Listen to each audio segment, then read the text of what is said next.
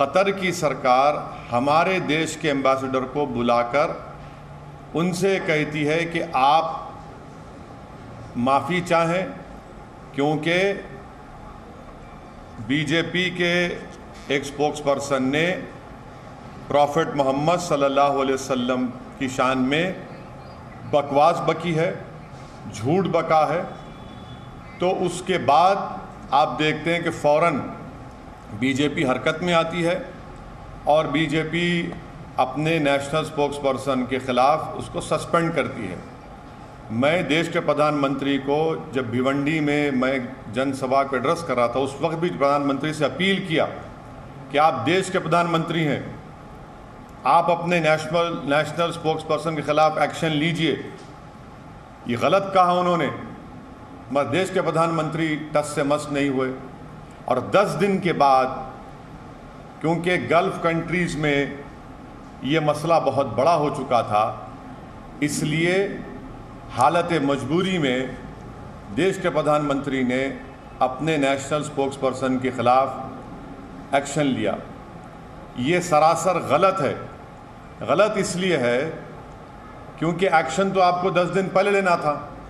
जब मैं बहैसियत एक भारत के इंडियन सिटीज़न के, मेरा मज़हब मुसलमान, मैं मुसलमान हूँ, हम आपसे अपील कर रहे हैं, डिमांड कर रहे हैं कि आप एक्शन लीजिए। अब एक्शन नहीं लेते आप, क्यों एक्शन नहीं लिया आप बताइए। अब देश के प्रधानमंत्री, क्या असदुद्दीन ओवैसी का डिमांड, क्या असदुद्दीन ओवैसी की आवाज़ फॉरेन कंट्री के लीडर से कम है क्या? आप मेरे प्रधानमंत्री हैं, आपको मेरी बात सुननी चाहिए। आप फॉरेन कंट्रीज़ के लीडर्स को खुश करना चाहते हैं, आप उनकी तकलीफ़ को समझते हैं, हमारी तकलीफ़ को नहीं समझते। आप कौन समझेगा हमारी दिली तकलीफ़ को?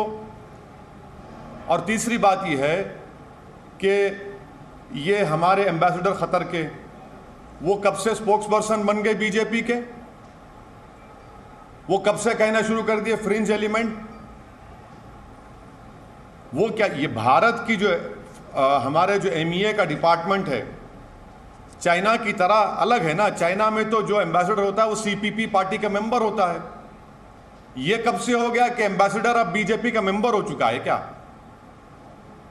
एम्बेसडर होता है, MEA के मातहत आता है। ऐसा दिख रहा है कि चाइना का CPP का model Narendra Modi foreign ministry में एक्सटर्नल पे इंप्लीमेंट कर रहे हैं। फ्रिंज कैसा होगा बताइए? नेशनल स्पोक्सपर्सन है, फ्रिंज कब से हो गया? और पांचवी बात, ये फ्रिंज खुद मेन स्ट्रीम है, फ्रिंज खुद मेन स्ट्रीम है। छठी बात यह है कि हमारे देश के जो नागरिक इन गल्फ़ कंट्रीज़ में रहते हैं वो 34,20,000 के करीब रहते हैं। UAE में खुद 34,20,000,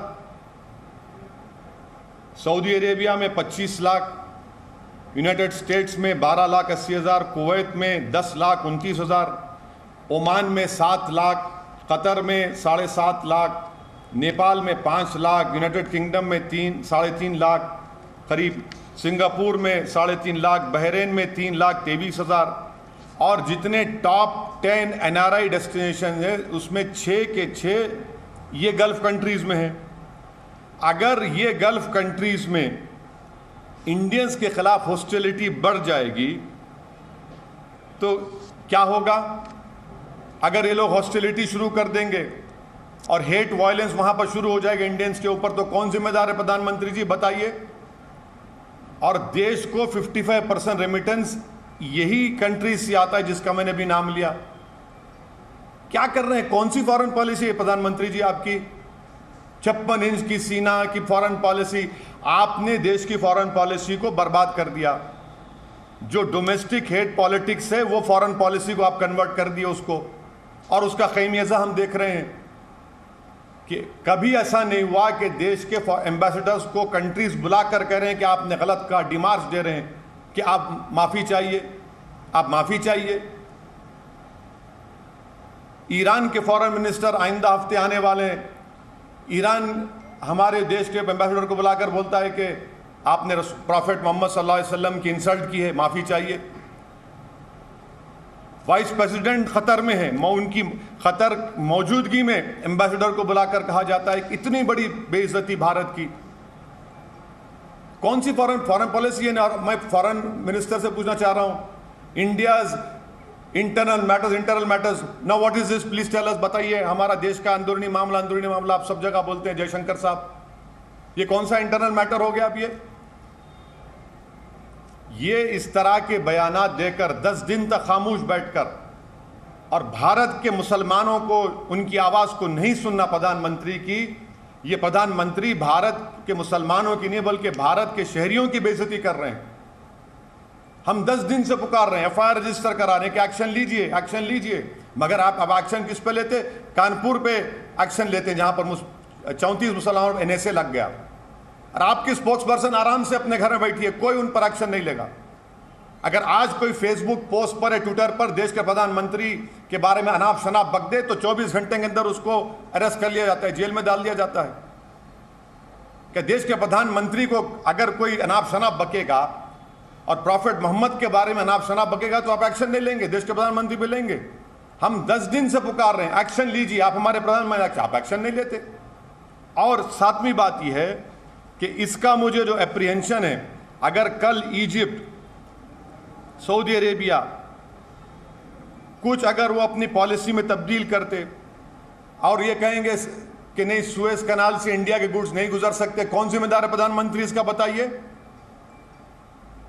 सातवीं बात, क्या यह बात सच नहीं है कि किंगडम ऑफ सऊदी अरेबिया ने जो भारत को ऑयल बेचता है $2 से उस ऑयल को बढ़ाकर $6 कर दिया?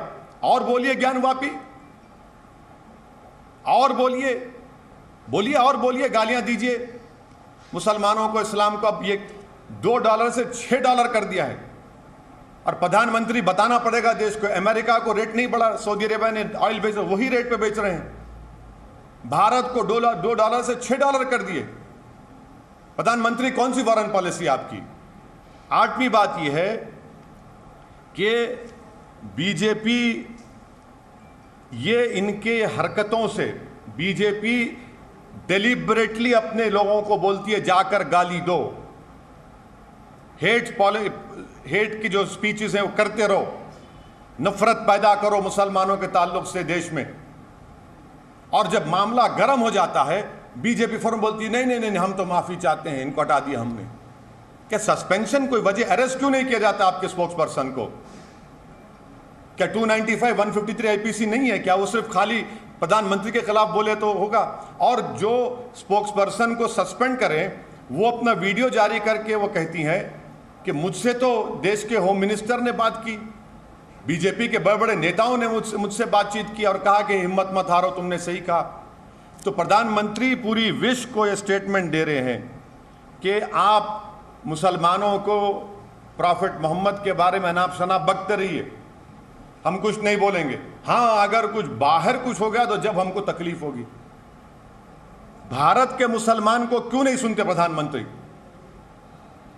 आखिर क्या मेरी वैल्यू कम है देश के प्रधानमंत्री एक फॉरेन कंट्री के लीडर से? मैं पुकार कर कह रहा हूं एफआईआर रजिस्टर हो रहे हैं, मगर आप नहीं सुनना चाहते। और आखिरी बात यह है कि अब हम देख चुके हैं कि इसका बहुत बड़ा इकोनॉमिक खमियाजा भी भुगतना पड़ेगा, क्योंकि देश के प्रधानमंत्री इसके जिम्मेदार होंगे। हम ये डिमांड करते हैं कि सिर्फ सस्पेंशन नहीं बल्कि उस नेशनल स्पोक्स पर्सन को इमीडिएटली अरेस्ट किया जाना चाहिए। अरेस्ट क्यों नहीं किया जाता? कानपुर में गड़बड़ हुई तो 35 लोगों पर एनएसए लग जाता है। वो गड़बड़ नहीं होती अगर आप एक्शन ले लेती है अपने नेशनल स्पोक्स पर्सन के ऊपर। और आप हमको, ये तो आरएसएस की आइडियोलॉजी शुरू से रही कि भारत का मुसलमान, अरे हमको क्या करना है इन फॉरेन कंट्रीज से? मगर आपने खुद इन लोगों को इनकरेज किया, आप खुद इनको अपनी छत्रोछाया में रखते हैं, और इसीलिए हम आज देख रहे हैं कि हमारी फॉरेन पॉलिसी टैटर्स में है और हमारी बेइज्जती पूरे विश्व में हो रही है। अमेरिका ने रिपोर्ट पेश कर दी अपनी रिलीजियस फ्रीडम की, कंट्री ऑफ कंसर्न में 3 साल से भारत आ रहा है। कौन सी फॉरेन पॉलिसी बताइए आपकी? सब कह रहे हैं, मगर आप रुकना नहीं चाहते देश के प्रधानमंत्री, और बोलते फ्रिंज। कहां का फ्रिंज है? नेशनल स्पोक्स पर्सन फ्रिंज होता है क्या? बताइए आप। 10 दिन के बाद आप रिएक्ट करते हैं, और हम पुकार रहे हैं, कह रहे हैं कि एक्शन लीजिए, नहीं लेंगे आप। और 10 दिन के बाद क्योंकि फॉरेन कंट्रीज में गड़बड़ होना शुरू हो गई तो आप फौरन रिएक्ट करते हैं। इस स्पोक्स पर्सन को अरेस्ट करना चाहिए, उनको जेल को जाना चाहिए, उनके ऊपर जो एफआईआर रजिस्टर किए, ये गवर्नमेंट के इंसाफ का तकाजा है। सिर्फ आप लेटर लिख कर दे देंगे कि आपने पार्टी का पोजीशन ये था, 10 दिन के बाद आपको ये ख्याल आया कि आपके व्यूज पार्टी के पोजीशन से कॉन्ट्री हैं। 10 दिन तक आप सो रहे थे क्या? हमारी तकलीफ आप महसूस नहीं करेंगे? खतर में होगा, ईरान बोलेगा, मस्कत बोलेगा, सऊदी अरेबिया बोलेगा, तो आप हरकत में आएंगे। और देश के प्रधानमंत्री को मैं याद दिलाना चाह रहा हूं कि आपने दिसंबर में जब CAA का कानून पास किया, आपने एक स्टेटमेंट दिया था। आपने कहा था कि मुस्लिम कंट्रीज मुझे बहुत चाहते हैं, तो मुसलमान क्यों डरेंगे भारत के? देश के प्रधानमंत्री, हम भारत के हैं, हम आपसे पूछ रहे हैं आप क्यों हरकत में नहीं आए हमारे इस डिमांड को? Presenting B News app, available on Google Play and App Store. Download it now.